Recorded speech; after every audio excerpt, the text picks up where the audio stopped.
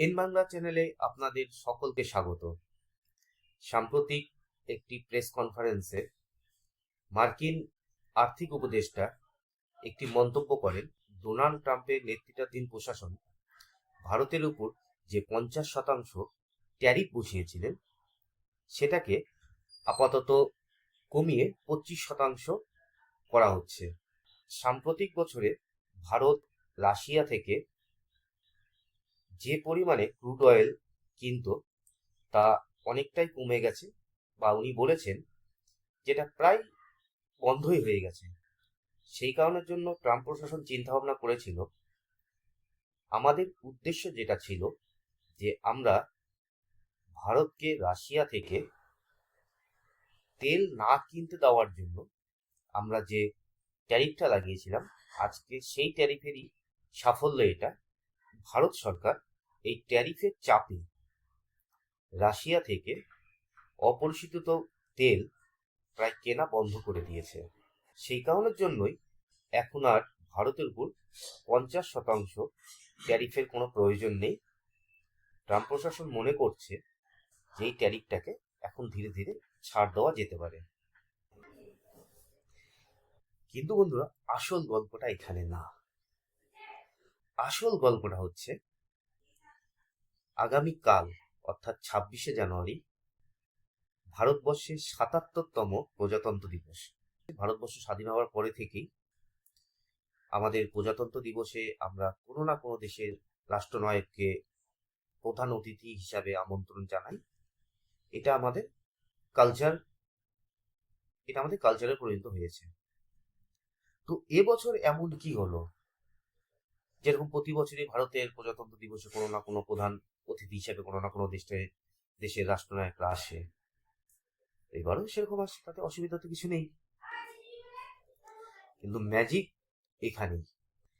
এবার 26শে জানুয়ারি প্রজাতন্ত্র দিবসে দুজন প্রধান অতিথি হিসেবে আসছেন ইউরোপীয় কাউন্সিলের প্রেসিডেন্ট এবং ইউরোপীয় কমিশনারের প্রেসিডেন্ট। তারা 25 থেকে 27শে জানুয়ারি পর্যন্ত 3 দিনের রাষ্ট্রীয় সফরে ভারতে আসছেন। তো তারা ভারতে আসছেন, তো তাতে হঠাৎ করে আমেরিকার 25% ট্যারিফ কমানোর বিষয়টা কি?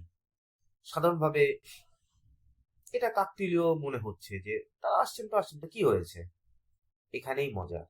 ইউরোপীয় ইউনিয়নের যে স্পেশাল দুজন প্রধান অতিথি আসছে তাদের সাথে ভারত সরকারের কিছু চুক্তি হতে চলেছে।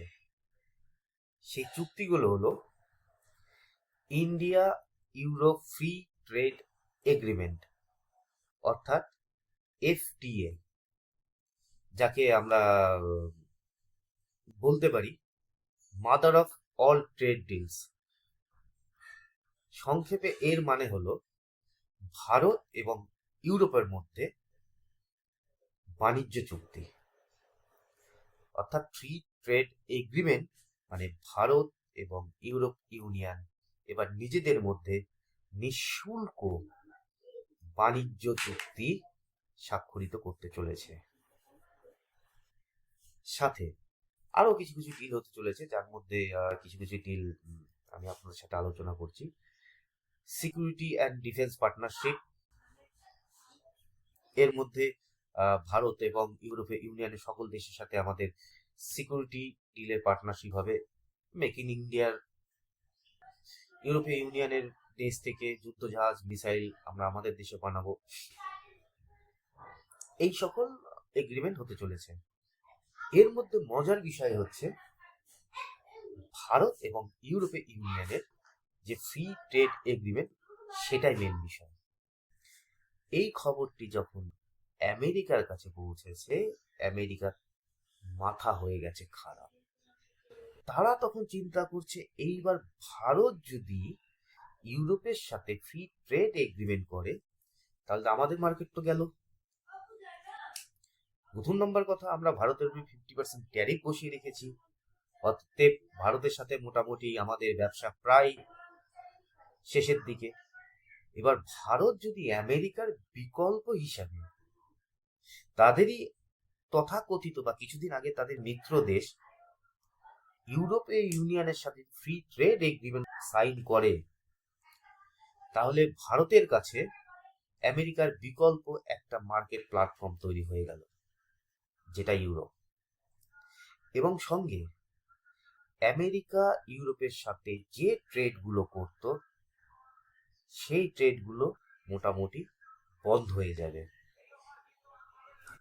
এইবার আমেরিকার মাথা হয়ে গেছে খারাপ, তাহলে এবার কি করতে হবে? আমাদের তো ভারতের মার্কেট চাই, ইউরোপকে তো ভারতের মার্কেটে ঢুকতে যাওয়া যাবে না। অতএব আমরা ভারতের উপর যে ট্যারিফটা লাগিয়েছিলাম, সেই ট্যারিফে কিছুটা রিলিফ দিয়ে দিই,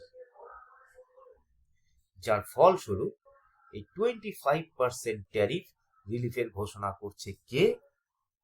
আমেরিকার আর্থিক উপদেষ্টা।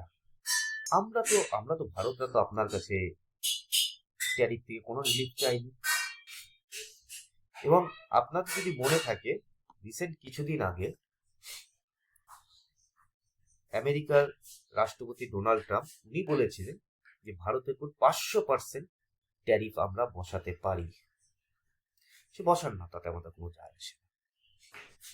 এবার আপনারাই এসেছেন এবং গোটা বিশ্বের উপর আপনারা যেভাবে দাদাগিরি করছেন, তাতে ডোনাল্ড ট্রাম্প না হলে পরেও আমেরিকান ডিপ স্টেট একটা জিনিস বুঝতে পেরেছে,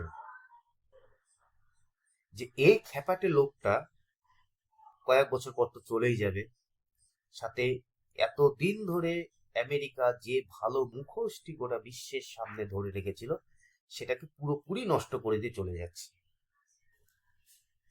আর চাইনাকে কাউন্টার করতে গেলে তো এখন আমাদের ভারতকে দরকারি। কে আবার জানে যে ভারত, রাশিয়া, চায়না এই তিনজন যদি এক জায়গায় হয়ে যায়, তাহলে তো আমাদের ডলারের গল্প শেষ। অতএব যে কোনো ভাবে নিজের শক্তিকে বজায় রাখতে এবং বিশ্বে নিজেকে দাদা প্রমাণ করতে হলে আমাদের ভারতের সহযোগিতা দরকার। সেই কারণের জন্যই গোটা বিশ্বের কাছে প্রমাণ করাতে চাইছে যে না, আমরা যে ট্যারিফ ভারতের উপর লাগিয়েছিলাম, ভারত সেই ট্যারিফের ভয়ে রাশিয়া থেকে তেল কেনা বন্ধ করে দিয়েছে। অতএব আমরা আমাদের এখন সিম্পতির দিক থেকে ভারতকে আমরা ট্যারিফের ছাড় দিচ্ছি।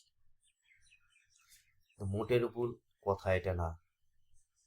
আমেরিকা ভারতের উত্থানে এবং আমেরিকার ট্যারিফ যুদ্ধে ভারত আমেরিকার কাছে নত স্বীকার না করাতে, এবং আমেরিকার যে গোটা বিশ্ব জুড়ে দাদাগিরি, সেই প্রভাবকে যে সকলে মেনে নিচ্ছে না, গোটা বিশ্বের দেশ মেনে নিচ্ছে না, আগামী দিনে নতুন শক্তি হিসাবে গোটা বিশ্ব রাশিয়া, চায়না এবং ভারতের দিকে চেয়ে রেখেছে। এটাই আমেরিকার কাছে এখন সবচেয়ে বড় চ্যালেঞ্জ, যে তাদের আধিপত্য তারা কি করে বজিয়ে রাখবে।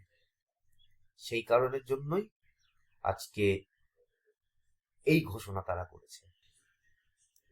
আজ এই পর্যন্তই।